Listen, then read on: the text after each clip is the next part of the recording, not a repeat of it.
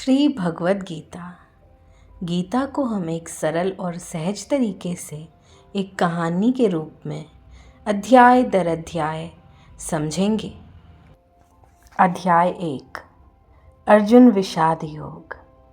जब वीर का हृदय कांप उठा। कुरुक्षेत्र का दृश्य था। धर्म भूमि कुरुक्षेत्र में दो महान सेनाएं आमने सामने खड़ी थीं। शंखनाद हो चुका था। धूल आकाश में उड़ रही थी। धृतराष्ट्र अपने महल में बैठे संजय से पूछते हैं, धर्मक्षेत्रे कुरुक्षेत्रे समवेतायुयुत्सवः मामकः पांडवाश्चैव किम कुरुवत् संजय। अर्थात, हे संजय, धर्मभूमि कुरुक्षेत्र में एकत्र होकर मेरे पुत्र और पांडु के पुत्र क्या कर रहे हैं? युद्ध की तैयारी। संजय बोलते हैं, दुर्योधन अपनी विशाल सेना देखकर गुरु द्रोणाचार्य के पास जाता है और पांडवों की शक्ति गिनाने लगता है। वह भीम, कर्ण, कृपाचार्य जैसे वीरों का स्मरण करता है। उधर पांडवों की ओर से श्री कृष्ण का पांचजन्य, अर्जुन का देवदत्त, भीम का पौंड्र, इन शंखों की गूंज से धरती कांप उठती थी। अर्जुन की विनती। तभी अर्जुन श्री कृष्ण से कहता है, हे अच्युत, मेरे रथ दोनों सेनाओं के बीच ले चलिए। मैं देखना चाहता हूँ कि युद्ध में मेरे सामने कौन खड़ा है। श्री कृष्ण मुस्कुराते हुए रथ को मध्य में ले आते हैं। अर्जुन का हृदय परिवर्तन हो जाता है। जैसे ही अर्जुन दृष्टि डालता है, उसकी आंखों के सामने पितामह भीष्म, गुरु द्रोणाचार्य, मामा, चाचा, भ्राता, पुत्र, मित्र और सज्जन। अर्जुन का शरीर कांपने लगता है। मुख सूख जाता है।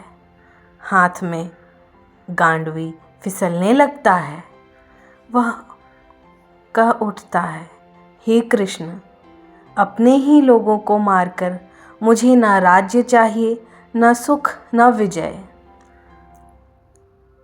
अर्जुन कहता है, गुरुजनों की हत्या से पाप होगा, कुल नष्ट होंगे, धर्म समाप्त होगा, समाज अधर्म में डूब जाएगा।